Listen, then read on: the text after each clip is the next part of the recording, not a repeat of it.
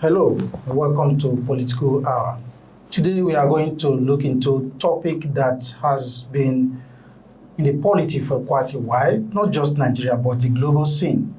My name is Kingsley Alozie, and I have an analyst with me today who is going to help us dissect the issues that is trending in the polity. My guest is Obunaya Ikoku. He writes for the Punch newspaper and also the publisher of News Times. Ikoku, you are welcome to the program. Thank you, Kingsley. Yeah, it's good to be here. Yeah, it's City Times Online. City Times Online. Thank you very much for that correction. Well, we are subject to learning. You know, as a man, we have a lot of things in our mind. That's we would like especially this period. Exactly. Yeah. So recently, the Canadian court declared that APC and PDP they are terrorist group.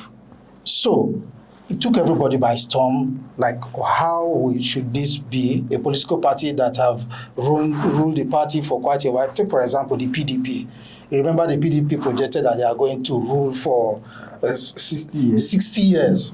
So all of a sudden, just came up that PDP and the ruling All Progressive Congress, the APC, is now a terrorist group. So what do you actually make out of this judgment? Because that judgment was delivered on June 17th, because they cited that these political parties have involved themselves in political violence, and such violence have taken a lot of life. What do you make of it? Okay, to start with, Canada is a sovereign nation, while Nigeria is also a sovereign nation. Now, a court in Canada proclaiming political parties in Nigeria as terrorist organizations is my imagination. And now, one will begin to ask, how can you tag a group, a political organization? Yes, PDP is a political party in Nigeria.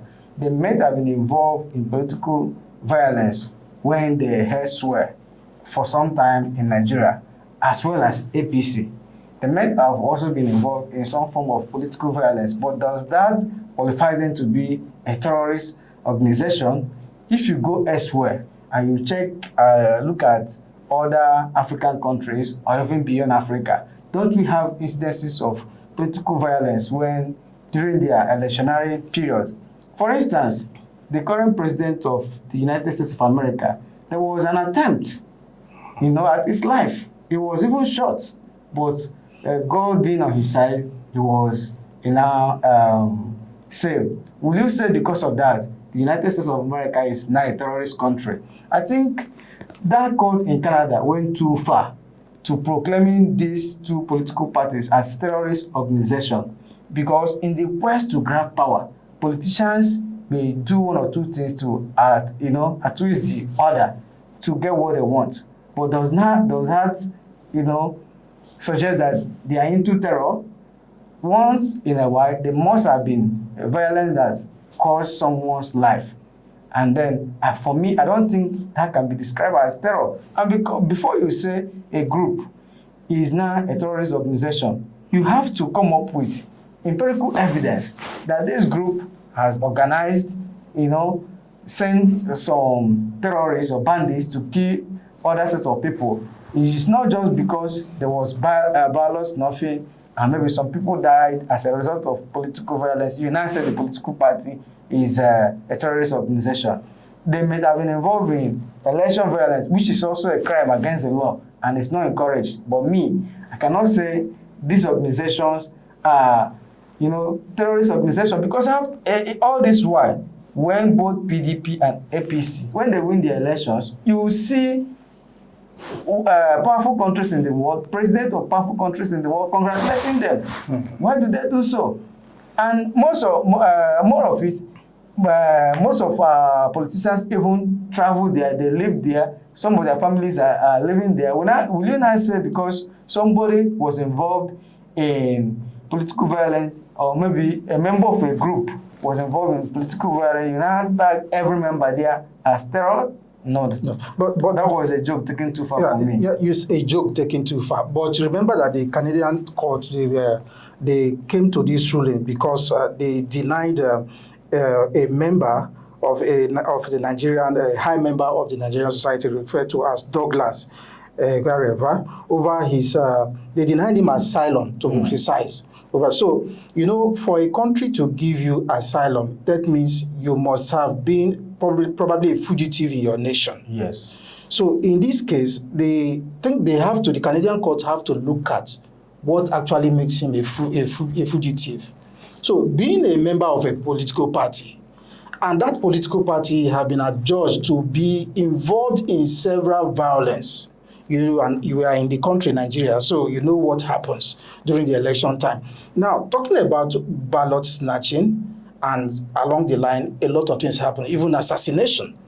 So, don't you think that if political party and the nation as a whole, especially our judicial system and our security architecture, fails to persecute these politicians who have been found wanting in one way or the other, just because they want to find their way to power, don't you think their failure to really hold these persons accountable has led to such sanction? Okay, let's look at it. Douglas, I don't know why he was seeking asylum in Nigeria. It's not too popular in Nigeria for us to know. Maybe whether he's on the wanted list that will now require him to go to live in another country. Or do you think it's an attempt to japa? Maybe that is his own attempt to japa, because a lot of people also do that. You see people openly saying that their community threw them out because they were involved in homosexual activities, but when they are not even homosexuals. But they will claim that that was why the country, their community. So because Nigeria law is against gay practice, people present themselves even to journalists as that, just to see it as a way of jackpotting out of the country. So that said, now I don't know why he's seeking asylum. Now, if you also say that he belongs to a party that is a political, that is now, you will now call a terrorist group, why? If a PDP member, PDP or APC is a national party, they have their state branches. If a member of that party gets involved in political violence and kills somebody, it is the responsibility of the Nigerian judiciary to prosecute that person. And in prosecuting that person, you now find out the motive behind it. Was it deterred by the party secretariat or the party leadership? Somebody can go out of his way to commit a crime because of his own personal interest. His leader in the party may not even be aware that he's involved in this. Like, say, this is Abia State. If two people are going for one political office and one person feels that eliminating the other person is the only way he can now win that election, does it mean that the party sent him? So, in discussing the issue of election violence, you take it down. You need to be able to pin it down that you have found out that the leadership of the political parties were involved, rather than their individual members going out of their way to commit crimes. And then you also look at how many people have been prosecuted fully. That is now maybe a subject for further discussion, because if violence are taking place and they are being reported and the judiciary refers to, prosecute the people involved, it is now a question we'll push to the judiciary, because if they prosecute those who are involved, possibly jail them, others may learn a lesson and desist from such acts of violence. Okay, let's just to butt in here. Let's look at the case of this particular Nigerian, the Ebareva. The record of the court shows that he was a member of the PDP from 1999 to 2007 before joining the APC. Okay. So he remained there until he moved to Canada in September 2017 and disclosed his potential history. So the Canadian immigration authorities here, they now flagged his affiliation with this political party, citing the intelligence report linking both the parties to the electoral violence that have happened in Nigeria, which they claimed motivated killings. So with this, you can see that they must have done their own findings to really nail this person or to make him a culprit in this case. So My question is this: should we say our judicial system here in Nigeria is not doing enough to punish those who are actually found wanting in case of this information the Canadian court have given? So, does it mean that we fail to punish our persons or our citizens for not doing the right thing or for being involved in one political violence or the other? Then the Canadian government felt that, okay, this is our country, this is how we operate here, this is how we are going to do, we are not going to grant you that asylum. But the question still remains, why the asylum in the first place? Is there any threat to his life? What do you have to say about that? That was why I was wondering whether there was a threat to his life or whatever. But be it as it may, saying you will deny him asylum because he's a member of a political party that was involved in violence is what I thought. Don't you think there's intelligence reports? Also, the intelligence report also shows that he played a major role. That is it. Except you are able to pin in that to his persons, because there are clergymen who are members of these political parties. In Benue State, a Reverend Father of the Catholic Church is the governor. Does it mean if he goes to, and he's of the APC, does it mean if he travels to Canada, you stop him? Because the political organization he belongs to is now what you termed a terrorist organization, because they were involved in one electoral violence that led to maybe the death of people. Now, it's as good as tagging the whole country, Nigeria, as a terrorist country, because you find out that many politicians in this country had either had their way crossed between the PDP or APC, and it is the legitimate right of citizens to associate with political associations, political parties. Like I said, a trader in the market that feel like she can register with the PDP may not have been involved in any act of violence. Her own is just that because she's aware she can register with this party, she registered and maybe voted for the candidate of the party, and tomorrow, by this judgment, he has already described or ascribed the tag of terrorism on that innocent trader who may not have, scratched anybody.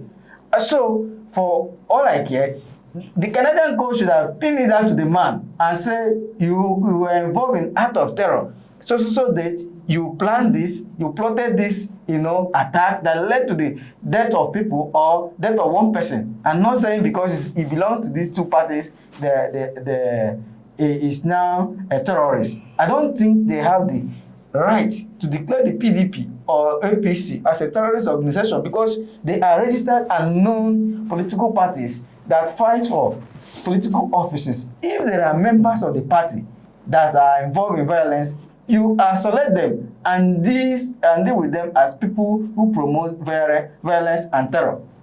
But don't you think it's a kind of wake-up call for Nigeria as a nation, especially our politicians, our judicial system, and also the security agencies to act swiftly? Because, take for example, for a Canadian court to go as far as making investigation about a Nigerian, what he does in the country and all that, while seeking for asylum, don't you think it is time for Nigerians to actually, especially the politicians, to just sit back, look at the activities that will lead to political reforms and also personal lifestyle if they really want to approach any embassy in terms of maybe leaving the country for whatever reason, if it is to the popular saying Japa, which means migration in Nigeria here. So what do you make of that? Yes, as well as it is, everybody is supposed to be a good citizen, imbibe good value, treat the other person the way you want to treat yourself, and then be patriotic. Some of these things we that are adults have been taught from the credo. Now, if you are in politics, you should see politics like the game of sports. In any contest, one person must win. Try to market yourself the best possible way you can, and now allow the people who are going to elect you to make their own decision based on what they also believe. Election should not be seen as war. Even if it is war, let it just be war of words, and not the kind of war you involve weapons that can kill people. That is how it should be. We actually need electoral reforms in this country that will even make it impossible. If it is possible, let there be no ballot for somebody to carry. Let us go, the war is going digital. Are you talking about electronic voting? Or electronic voting. That should be the way out, so that nobody will go to carry ballot votes in a polling unit. You can even stay from the comfort of your home. You vote. Today, people attend conferences in overseas countries from the comfort of their homes. Why can't people vote from the comfort of their homes? So that is why we expect the National Assembly to do. But because we still have politicians who believe that they must get it by force and fire, they are not even looking at that direction. For now, there is no discussion for this electronic voting to come on board. People can use it to do transfer. I remember in those days, before you send money, you need to go to the bank or withdraw money, except you write a check for somebody. But today, you can comfortably send money to anybody from your account. You don't need to even write check if the person is not close to collect the check. So what are we talking about? Let's see these things come into place. It will really help reduce electoral violence and also protect some other political parties from being tagged as terrorist organization. Because the way it is in Nigeria, somebody, like I said, which party will you go now and you will not see somebody who has been in PDP or APC? There is no party. Is it Labour Party? Is it ADC? Politicians are in Nigeria are in the character of migrating from one political party to the other. So, don't you think it's a vehicle to move them to the permanent site? It's a vehicle. But what I'm saying, by the tag of terrorism on APC and PDP, now let's look at Labour Party. It means somebody that was in Labour Party before he moved to APC, then from APC to Labour Party is also a terrorist. Because the person has been part of these two political parties. That's why I don't think Nigerians should be celebrating. It is a tag on Nigeria as a country, not even these political parties. Tell me a politician in Nigeria that has not been in these two political families. But some of them might be there. They may not be involved in one political violence. Maybe the person just joined Labour Party 2 years ago. Anybody that I'm talking about, like, this person in question. The court made that investigation and claimed that he has been involved in possibly one political violence or the other. So, if somebody is a member of a political party and has not been involved in any political violence, no record of him being involved in political violence, I don't think any sane country or any sane immigration officers of a country would go to that extent. But all the same, you've made the right point there. It all goes on the country to do what is needful in terms of making sure that their reputation is intact in the global scene, and that have to be done if political reforms are made to really make sure that they push these things forward. Do you think that is even possible, political reforms in Nigeria as we sit today? They are making political reforms currently. Will it ever see the light of day? The 1999 Constitution is under review, but the thing is that would they review it to allow fair play?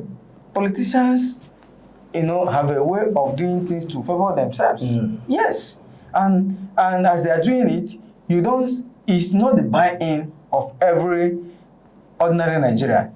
That is why I'm saying that court should have faulted that man. I would say he's a terrorist, not because he belongs to party, PDP or APC, because there are people there who are innocent. And by this judgment, they are all his activities. That is what I'm saying, his activities. Not every member of that party was part of these parties were part of those activities. If it is him as a person, then they should tell us that because of 1, 2, 3, he has been involved in violence, he's a terrorist. Then we can now hold him and say, tell us others, so that we know how to find these terror attacks in Nigeria, banditry, kidnapping, and ballot snuffing, political violence, and their related matters. Don't you think it's just an attempt to make the Nigerian politicians to sit tight and do the right thing? Anyway, it's also up to them to look inwards, consider their ways, and then turn a new leaf if they will want to. Because all of them now, from the president to the least person in these parties, their image their reputations are at stake.